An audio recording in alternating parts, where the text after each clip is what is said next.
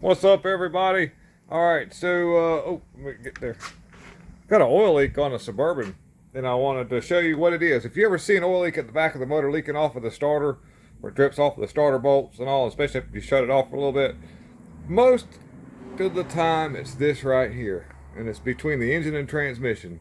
It's the plate that holds the rear main seal in. The rear main seal won't leak. No joke. These little rear main seals will never leak. They're really well designed. But this gasket right here, they're like, something's got to go. Let me flip the knot phone around. Up here, at the back of the engine. Okay, this all right here, this has crankcase pressure. This area right here. But when you get up into here, there's oil that feeds your lifters here and here. And also you've got which is fine right here at the back of this cam because the oil just drains down and back. There's not any pressure right here. It's just crankcase, open a crankcase. But this is where it's going to leak. And this gasket just gets really brittle. It gets hot right up here at the top of the motor. This thing's got over 200 and something thousand. And the oil pressure, it's pressure on it, so it's going to leak fast and hard. And it'll leak down off of the side of the starter, and you'll also see it right here. And you'll think it's the oil pan, but you'll have to look forward. You'll see where it'll be dry up there. But that's where it is. So you have to drop the old tranny, but just a quick little tip in case you're wondering where your oil leak is on your Chevrolet 5.3. Okay, so a real quickie about this rear main seal. Something I want to show you guys real quick.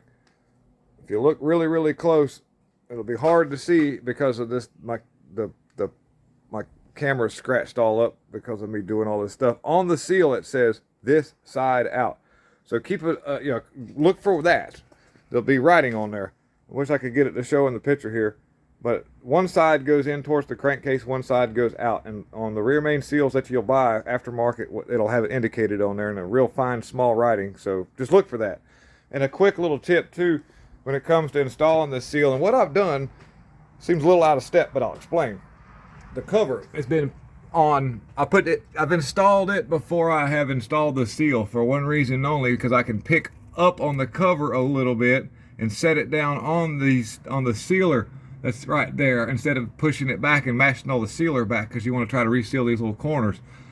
If this was not a new oil pan gasket, this oil pan was off here recently. I fixed the oil pump problem on this one, and the oil pressure built up. That caused a leak up there to show. So anyway, so I've got a new oil pan gasket, so that wasn't the case, but I did.